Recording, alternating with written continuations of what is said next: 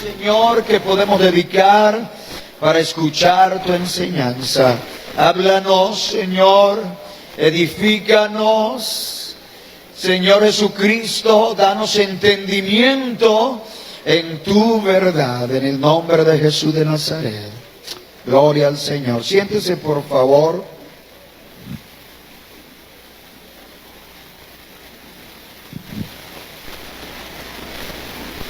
Mis hermanos, qué importante es lo que se llama la autocrítica. Nosotros no debemos esconder las falencias que tengamos. Nosotros no estamos llamados para guardar una apariencia. Porque, como dice el proverbio popular, las apariencias engañan. Y Dios dice en su palabra, no mires a su parecer, ni a lo grande de su estatura, no mires lo exterior, porque Jehová no mira lo que mira el hombre. El hombre mira lo que está delante de sus ojos, pero Jehová mira el corazón. El apóstol Pablo dice, no somos de los que nos fiamos de las apariencias, sino del corazón. El hermano lo dijo en una frase muy bonita, el tener de verdad un corazón para Dios. A Dios le agrada eso. Dame, hijo mío, tu corazón y miren tus ojos por mis caminos. Entonces, mis hermanos, nosotros debemos de tener autocrítica. No tengamos miedo de decirle al mundo entero que hay falencias en nosotros. Que no busquen una comunidad cristiana perfecta. Porque perfecto solo hay uno y es Dios. No hay pastores perfectos. No hay cristianos perfectos. Otra cosa es que podamos decir que hacemos lo posible por caminar en el camino de la perfección. Pero Dios todavía no ha terminado su obra en nosotros. Cuando tengas que reconocer tus errores o alguien te haga ver un error, con toda confianza dile, es verdad, soy un ser humano imperfecto, pero Dios todavía sigue trabajando en mí. Y el que comenzó en mí la obra, la perfeccionará hasta el día de su venida. ¿Cuántos dan gloria a Dios? Entonces, en el tema de la autocrítica, nosotros debemos reconocer que estamos viviendo tiempos muy difíciles. Ya la Biblia lo había profetizado desde tiempos antiguos, de que tendríamos que enfrentarnos a tiempos muy peligrosos. Y entre las cosas que nos están afectando, y qué bueno que usted pudiera echarle mano a esto que le voy a compartir, y es que hemos llegado de alguna manera a camuflarnos bajo verdades que predicamos, que decimos profesar, pero que no hemos logrado afirmarnos en ellas. Así que nosotros hablamos mucho de la libertad, pero hay muchos que todavía no han entrado completamente en esa dimensión de libertad. De alguna manera, como le pasó a Israel, y como lo hemos escuchado en algunos predicadores, tremenda frase, y es que muchas veces nos pasa como a Israel, que Israel salió de Egipto, pero Egipto no salió de Israel. Y muchas veces quisieron regresar y añoraron cosas que tenían en Egipto. Muchas veces le dijeron a Moisés: ¿por qué nos sacaste de Egipto? Y es como incomprensible eso. ¿Acaso ellos no eran esclavos en Egipto? ¿Por qué le preguntan eso al hombre de Dios? ¿Por qué nos sacaste de Egipto? ¿Por qué muchas veces le dijeron: ay, nos acordamos de las carnes y de los guisos que comíamos en Egipto, y nos traes al desierto a comer ese pan fastidioso? Porque llegaron a menospreciar hasta el maná que Dios les mandaba del cielo. Qué situación tan peligrosa, hermanos, delante de la presencia del Señor. Cuando hay personas que tienen una tendencia a cometer profanación, a menospreciar las cosas santas de Dios. Pero mis hermanos, volviendo aquí a nuestro contexto, tal vez nunca antes en la historia habíamos visto tantos llamados cristianos cautivos de muchas cosas. Por eso el Señor, hablando de la libertad, y este va a ser nuestro texto lema: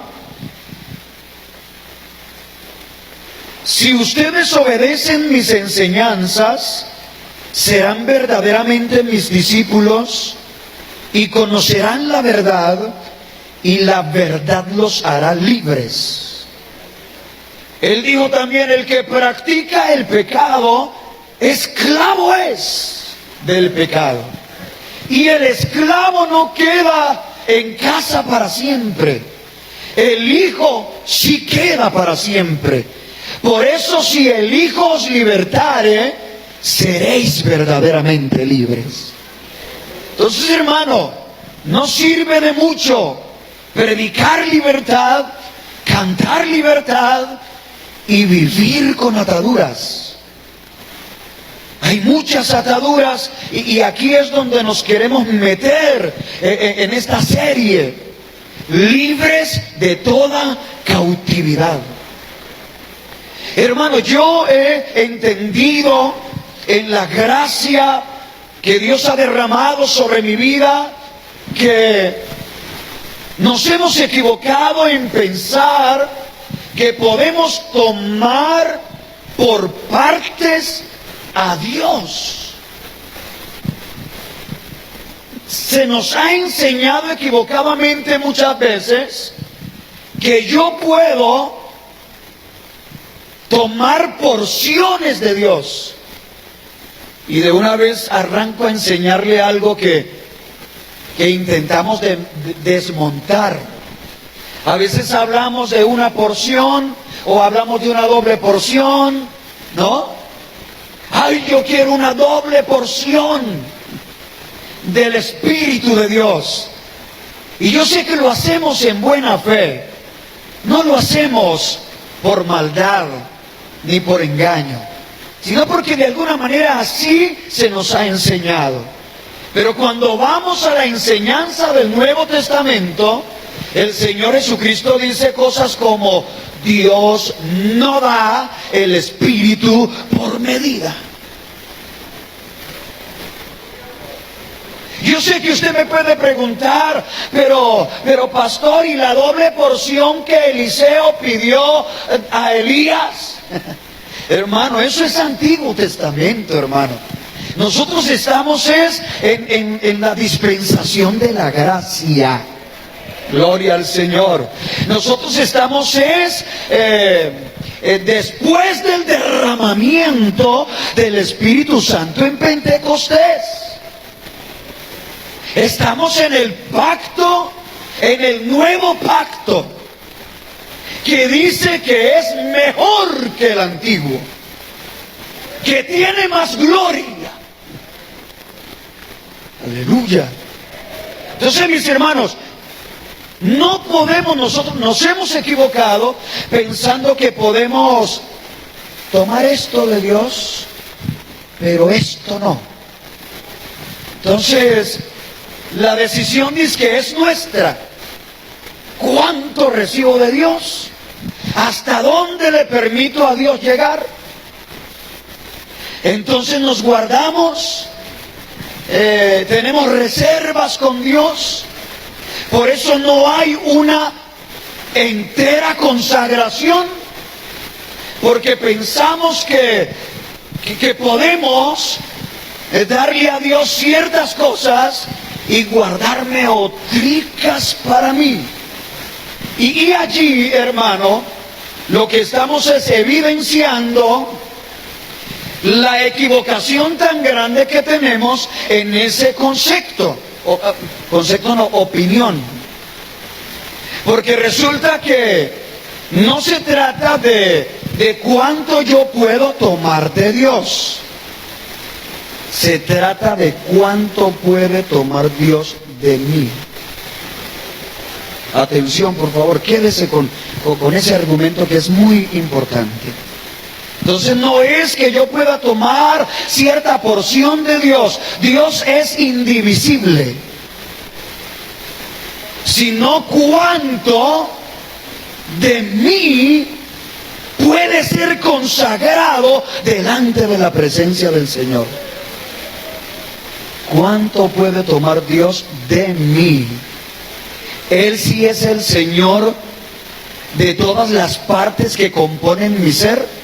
Por eso el apóstol decía que todo tu ser por completo, espíritu, alma y cuerpo, sean guardados irreprensibles hasta la venida del Señor. Que Él los santifique por completo. Aleluya.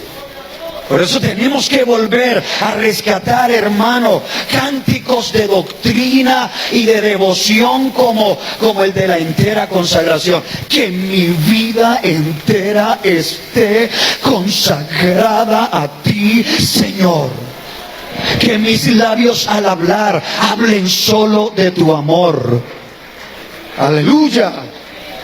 Hermanos, necesitamos nosotros entonces discernir si todas las áreas de mi ser están entregadas a Dios, si Dios tiene el control, si Él es el Señor de cada área de nuestras vidas. Le voy a decir algo y con esto denunciamos a través de la palabra la realidad que viven muchos cristianos. Hay cristianos que han recibido a Cristo como su Salvador, quieren que Jesucristo los salve, pero hermano, sus sentimientos no están puestos en Dios.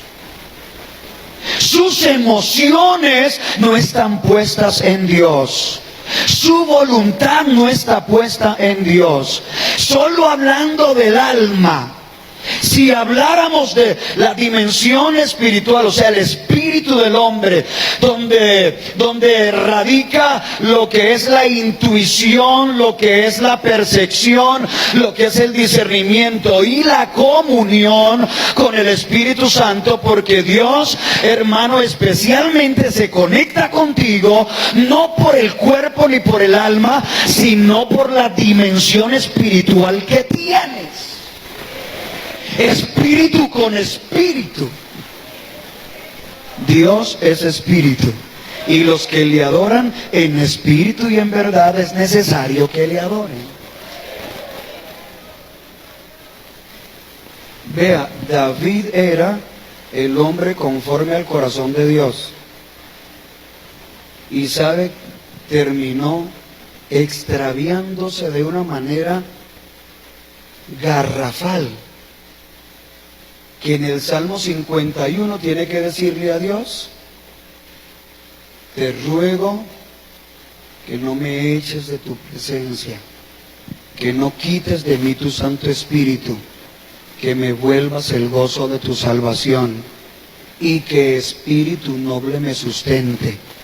Crea en mí un corazón recto y renueva en mí un espíritu recto. Gloria al Señor. Corazón nuevo, espíritu recto delante de ti. ¿Sabe qué le estaba diciendo David a Dios? Hágame de nuevo. Hazme de nuevo. Porque yo perdí completamente el rumbo, la dirección que tú me habías dado en un principio. Y así hay muchos cristianos, hermano, cristianos cautivos de pensamientos, cristianos cautivos de emociones. Y por eso nos vamos a meter en esta enseñanza. Hermano, yo leí Efesios: bendito sea el Dios y Padre de nuestro Señor Jesucristo, que nos bendijo con toda bendición espiritual en los lugares celestiales en Cristo. Y juntamente con Él nos resucitó y asimismo nos hizo sentar en los lugares celestiales con Cristo Jesús. La pregunta es, ¿estamos todos ubicados ahí?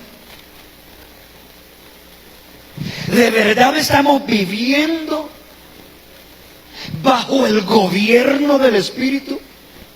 ¿Estamos viviendo y disfrutando de toda la bendición espiritual?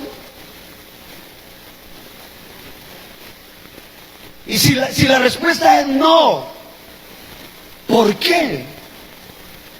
¿Por qué yo no he logrado entrar definitivamente a esta dimensión?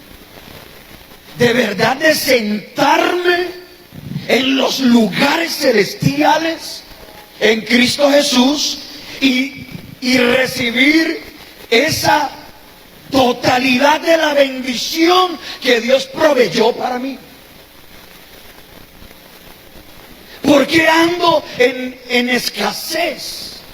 Y no estoy hablando solo de temas materiales, sino en general.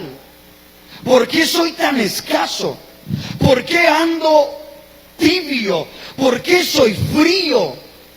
¿Por qué parece que sigo luchando con algunos monstruos en mi vida? ¿Por qué parece que en cualquier momento voy a terminar apartado?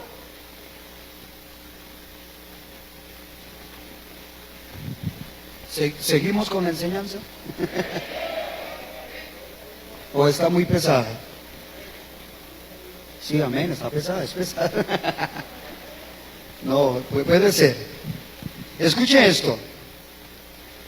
Esto suele suceder porque tenemos nuestras almas fragmentadas. En el alma están nuestras emociones, sentimientos, voluntad. Y muchas veces están fragmentadas.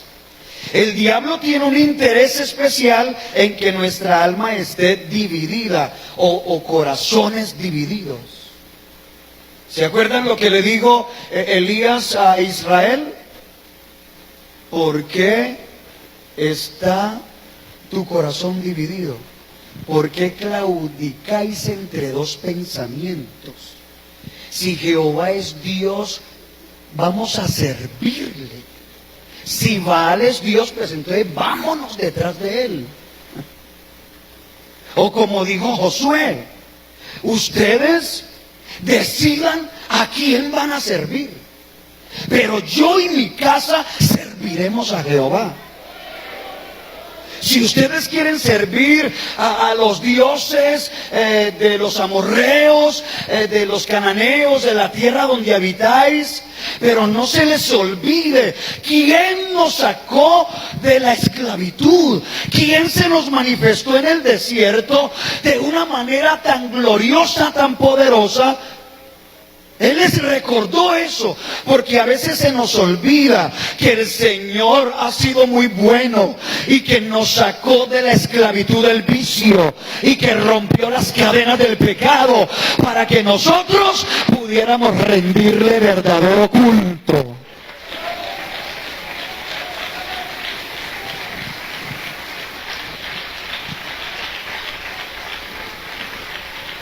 Si el alma está dividida, no nos podemos sentar en los lugares celestiales a disfrutar de la bendición de Dios.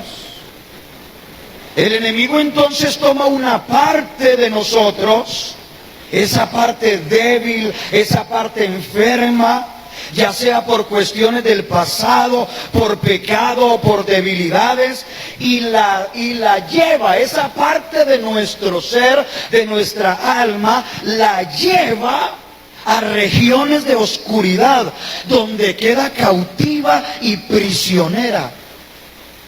Por este motivo es que hay personas que hoy se sienten bien, pero la próxima semana entran en depresión. Otras que salen del culto llenas de fuerzas y dicen, qué bien me hizo este culto, pero al otro día están con una angustia tremenda.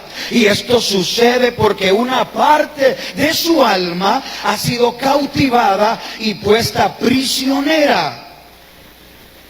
Esa área entonces no está puesta en libertad.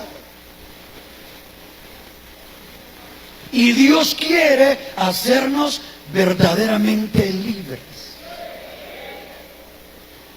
Donde está el Espíritu del Señor, allí hay libertad. Hermano, hermana, amigo, déjese liberar por Dios. No quiera usted seguir esclavo de algunas cosas. Dios quiere hacernos completamente libres. El diablo establece esa parte del alma en regiones de oscuridad para ministrarla negativamente, la aparta, la mete en una región de oscuridad y la ministra. ¿A través de qué? A través de los miedos, enfermedades, inseguridades, complejos, pobreza, angustia, depresión. ¿Por qué? Porque hay cautiverio, hay opresión demoníaca. Tenemos que saber quién nos ministra cada día. ¿Realmente sí nos está ministrando Dios o nos está ministrando el enemigo?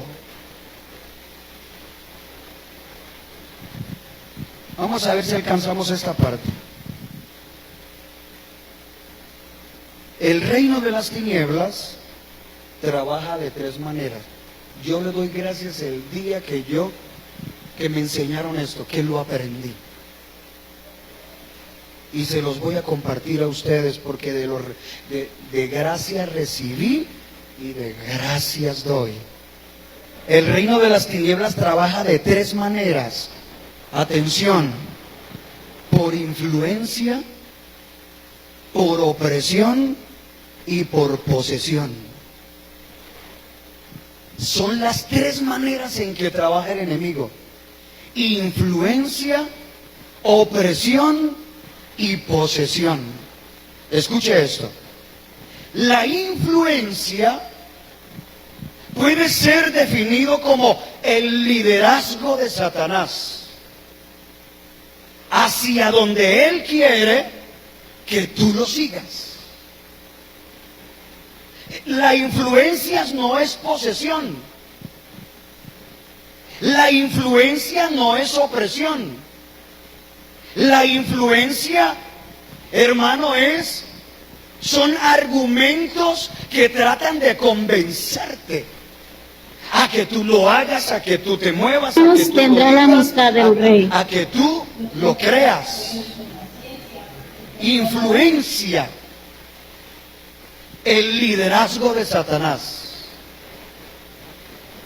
Influencia es el poder de una persona o cosa para determinar o alterar la forma de pensar o de actuar de alguien.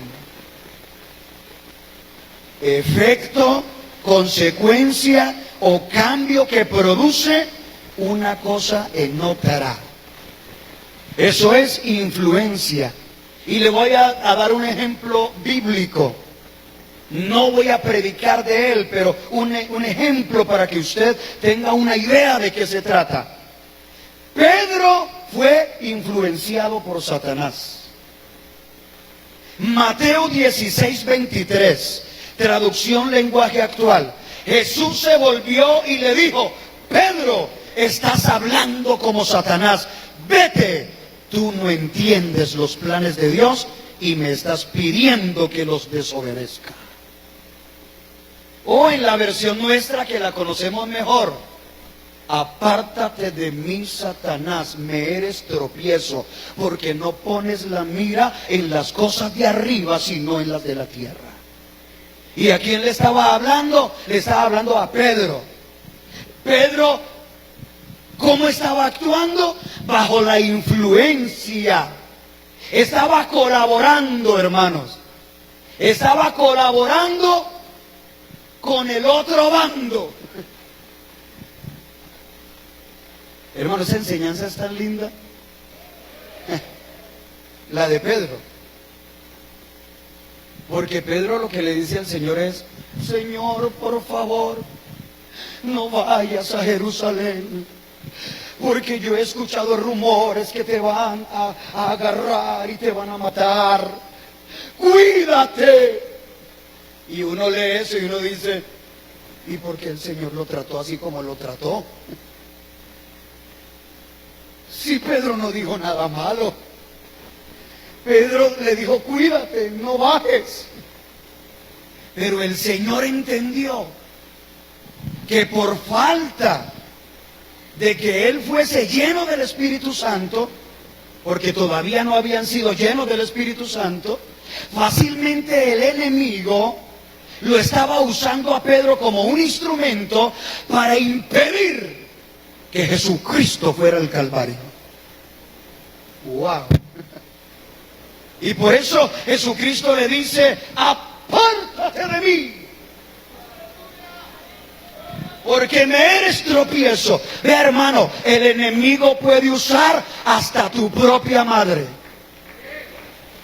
El enemigo puede usar a tu esposa, puede usar a tu esposo, puede usar un hijo, puede usar un amigo. Por eso necesitamos el discernimiento espiritual para saber de qué fuente viene todo. No le creáis a todo espíritu, probad los espíritus si son de Dios. Aleluya, gloria a Dios.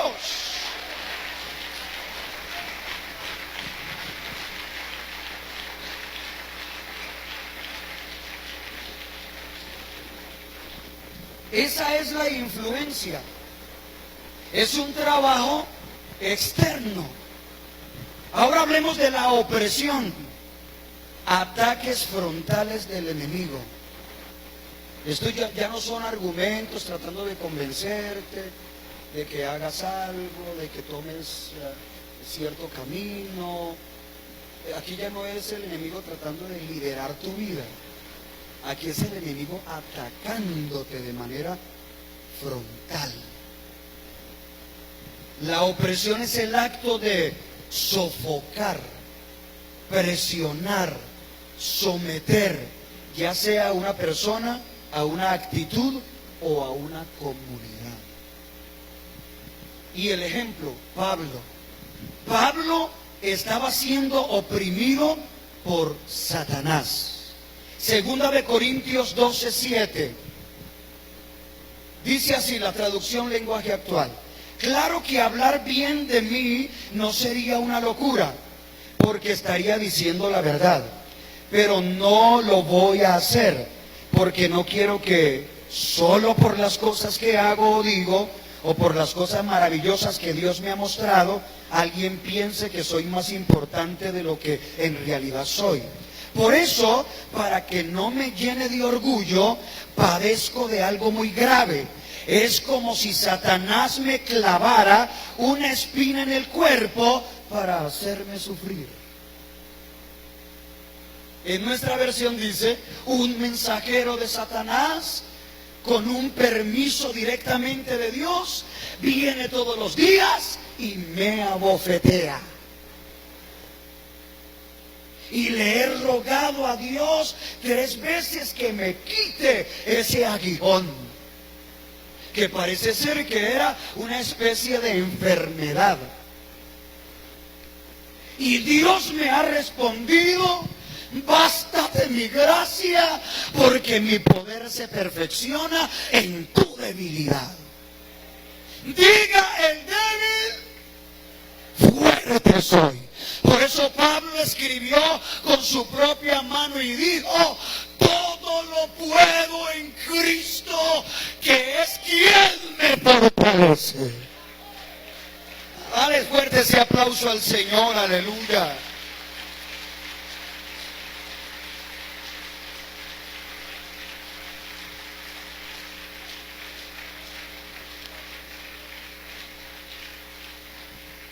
Y número 3, el Satanás trabaja con posesiones demoníacas.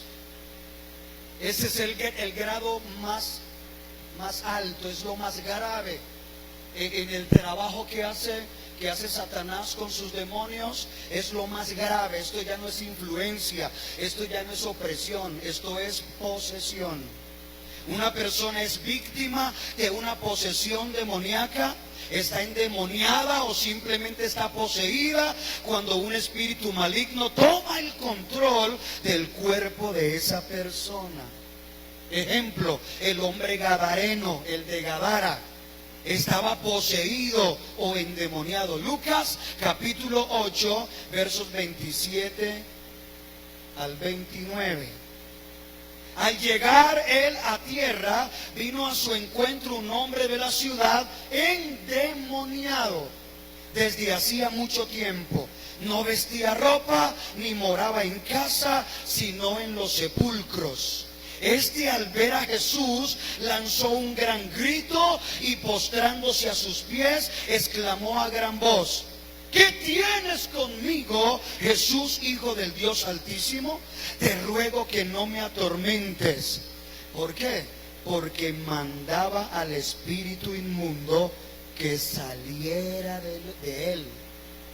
Gloria a Dios. Jesucristo lo estaba reprendiendo, le estaba ordenando que saliera. Pues hacía mucho tiempo que se había apoderado de él y le ataban con cadenas y grillos, pero rompiendo las cadenas era impelido por el demonio a los desiertos. Qué situación tan caótica. Estaba poseído, estaba endemoniado. Así que, mis hermanos, este es el fundamento para lo que yo quiero enseñarles en esta serie. Mis hermanos, vean, escúchenme bien esto. Un verdadero hijo de Dios no puede ser poseído por un demonio. No puede. No puede. Si usted tiene a Dios en su corazón, ahí no hay cabida para demonios.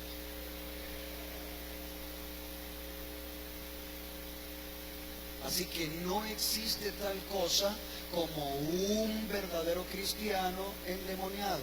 Eso no existe. Si uno que fue o que es calificado como cristiano está endemoniado, es porque hace rato anda descarriado. Es porque hace rato la presencia del Señor se apartó de él. Andaba solo, sin protección, sin cobertura. Al verdadero cristiano, el enemigo puede tratar de influenciarlo o puede opresionarlo, tratar de sofocarlo, tratar de, hermanos, de oprimirlo, de dejarlo sin fuerza, de dejarlo sin aliento, de que no pueda ni siquiera decir hay poder en el nombre de Jesús. porque aquí yo sé que varios han tenido la experiencia que, hermano, a veces hemos sentido como algo que se nos monta encima, y usted dice, va a decir, hay poder en Jesús, y no es capaz. Usted que ya, hermano, tiene el Espíritu de Dios, entonces el Señor lo guía. Dígalo en la mente que funciona igual. Gloria a Dios. Y usted en la mente comienza, hay poder en el nombre de Jesús, y comienza a batallar, y se va esa opresión, y se le suelta la lengua. Gloria a Dios.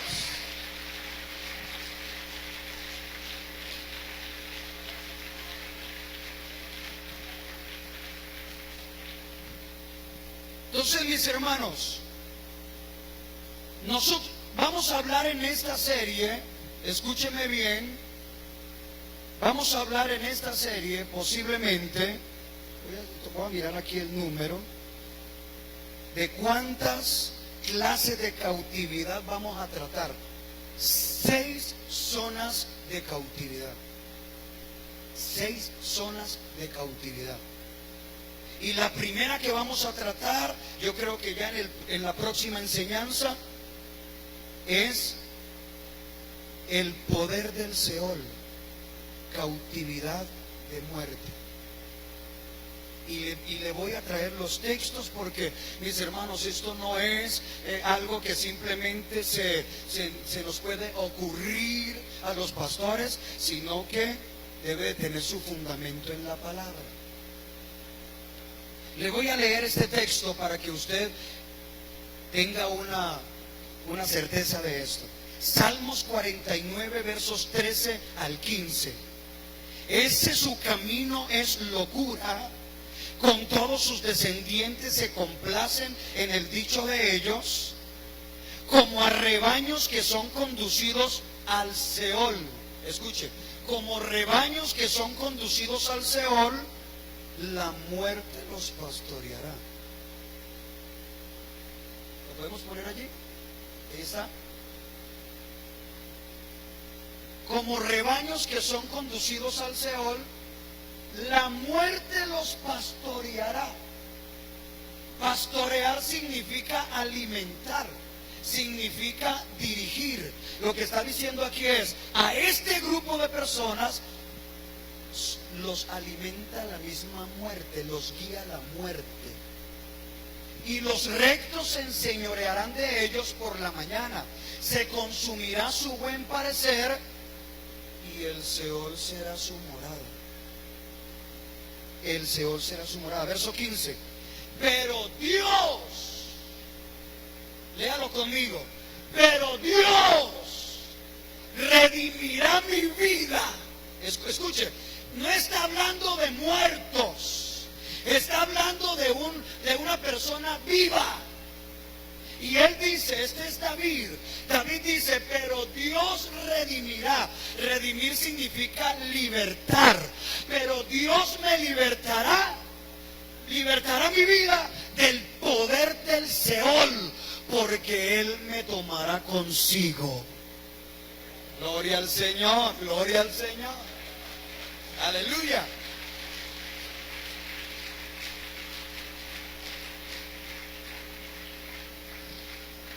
Entonces, mis hermanos, lo vamos a dejar hasta ahí. Ahí vamos a retomar con el poder de Dios el domingo.